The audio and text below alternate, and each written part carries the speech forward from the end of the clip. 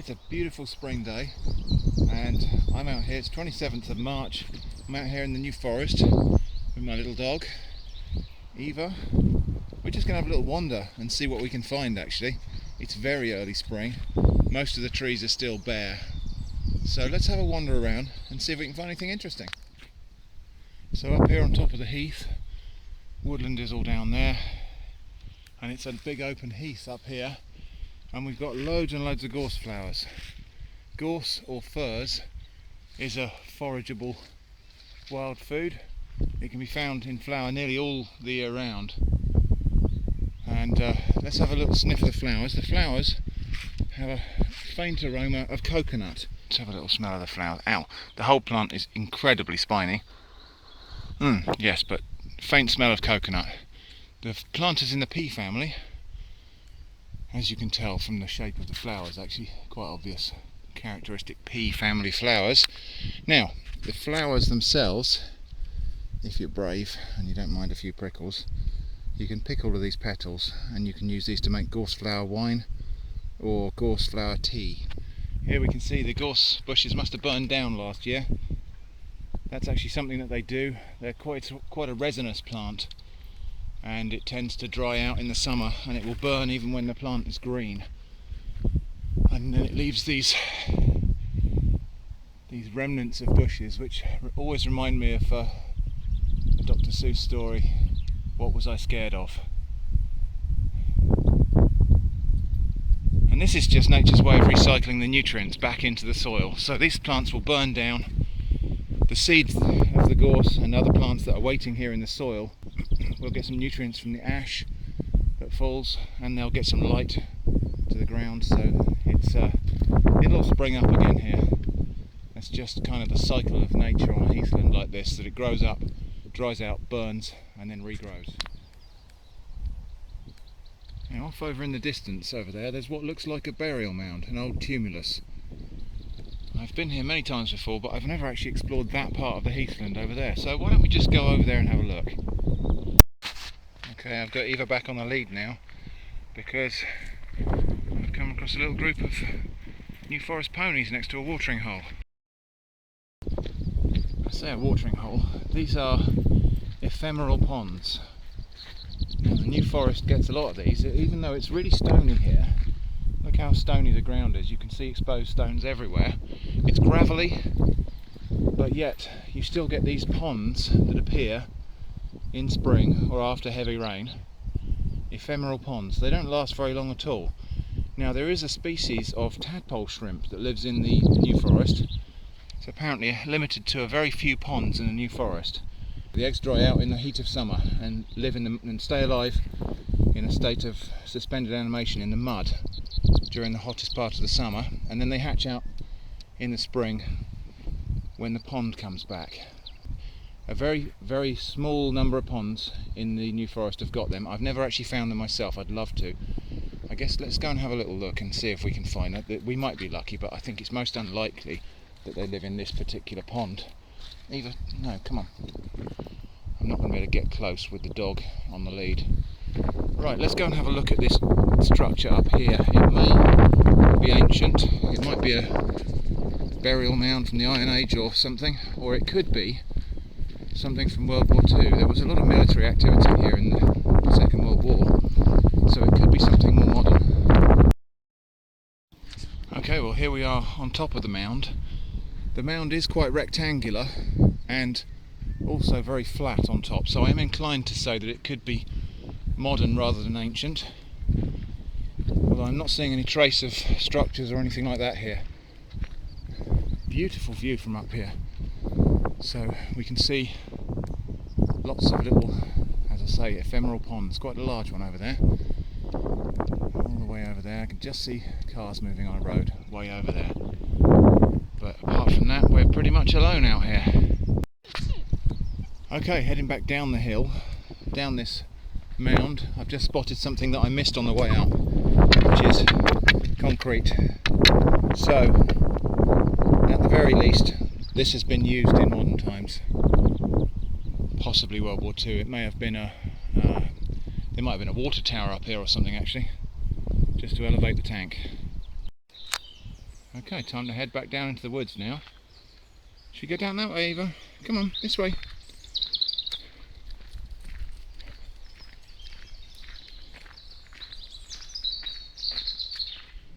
Okay, Eva's back on the lead again now because I just happened to catch a glimpse down there of a huge herd of deer running through the woods. So we're going to head down that way anyway, and I suspect the noise of our walking on the gravel will move them on, and they'll be long gone by the time we get down there. But yeah, we'll just keep the dog under control now because I don't want her chasing off after a herd of deer. She won't do them any harm, but I might lose her. Okay, we've come to a little stream here. Eva's still on the lead because we've got a pony over there. So we're just going to follow this little stream all the way back upstream now, back to the bridge. Let's see what we can find on the way. No, Eva, the horse doesn't want to be your friend. I know it looks like fun. Here's an interesting little thing. So this is just where the river has changed its course. So we can see a tree's fallen here, fallen right into the river across, and behind it all of the sediments and rocks have built up and formed a sort of natural dam, and then the river has diverted around and cut out a section of bank over there, so it's created a new meander over there. Let's just take a quick look at a lovely little spring flower. This is a wood anemone. Beautiful. One of the earlier flowers in the spring woodland.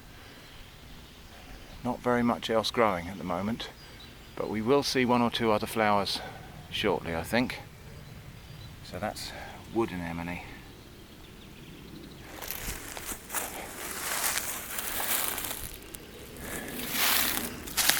Oh, and right alongside it, here we go. This is actually wood sorrel right here. Quite similar looking flower, but as you can see, the leaves are these little trefoil leaves here, so that's wood sorrel. Okay, now there's something rather special in this picture. I don't know if you can see it, but let's just turn around and maybe you will spot it. Look at that. Now, most often when you see daffodils in England, it means somebody planted them, but these are actually wild daffodils.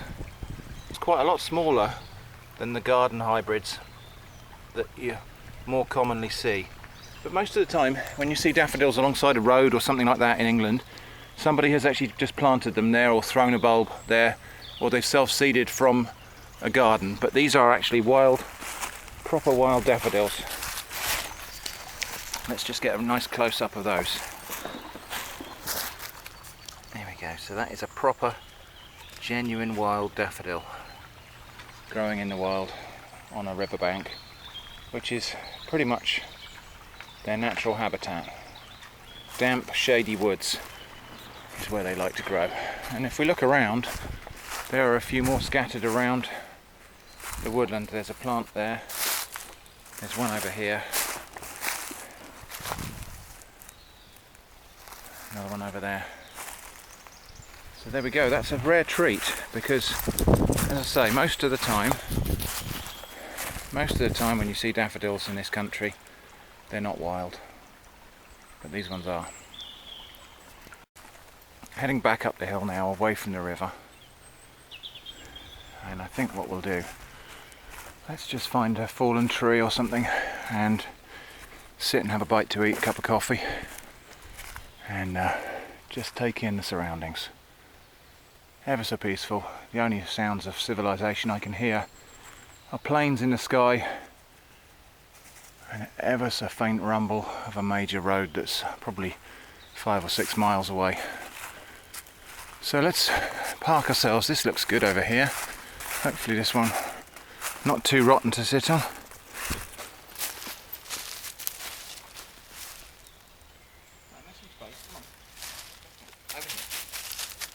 Sit. Good girl. Sit.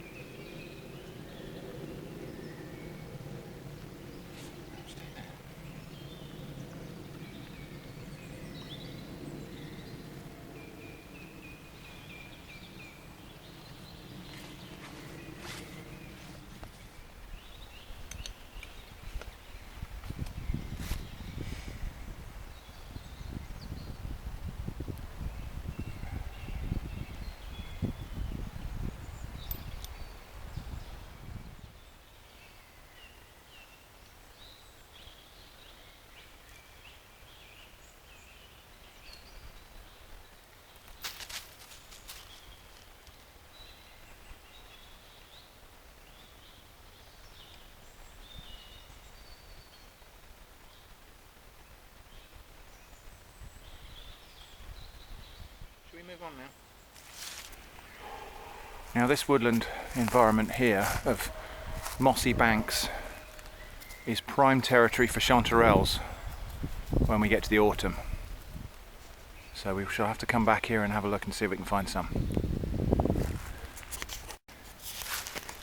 This little plant here is found in muddy, damp spots. This is called bitter cress, and it's actually flowering at the moment. You can see the little cross-shaped flowers there. Called bitter cress, but it's actually not bitter at all. If I'd found this before I'd eaten my sandwiches, I'd have had a bit of that in my cheese sandwich. So the whole plant has a cress-like aroma. So we will just crush a little bit like that in our fingers and smell it. Yep, you can't mistake that. It smells like the cress that you grow on blotting paper. And the interesting thing about this plant, let's see if we can see it, is it has... No, it's not going to do it for us. It has seed pods that explode at the slightest touch and scatter the seeds everywhere. So it's a terrible weed in gardens. But out here in the forest where it belongs, it's just fine. Thanks, Eva, for ruining the shot. So out here in the forest where it belongs, it's just fine. It's got its place. And this is a kind of wayside edible. I'm just going to eat a little bit of it now, actually, just to prove a point. It just tastes like cress. You know, like the cress you grow on wet paper in the kitchen. Very pleasant. Not even slightly bitter. I don't know why it's called bitter cress. It's just got a sort of mustard and cress flavour. Actually very nice. And a nice thing to have a little bit of a very early spring foraging, actually. So this is something you can come out and pick right now, even in the very early spring. And it'll be found sort of in damp places where the earth might have been disturbed a little bit. It's actually a very nutritious plant, very rich in vitamin C. So it's been an altogether very pleasant walk in the forest in the springtime, even though a lot of what we can see is only very small and is a sign of growth that's yet to come later in summer. It's been a lovely day, and it's nice to get out and disconnect from the hustle and bustle of life and just wander around with no particular agenda. So I hope you've enjoyed watching this. Thank you very much for watching, and I hope to see you again soon.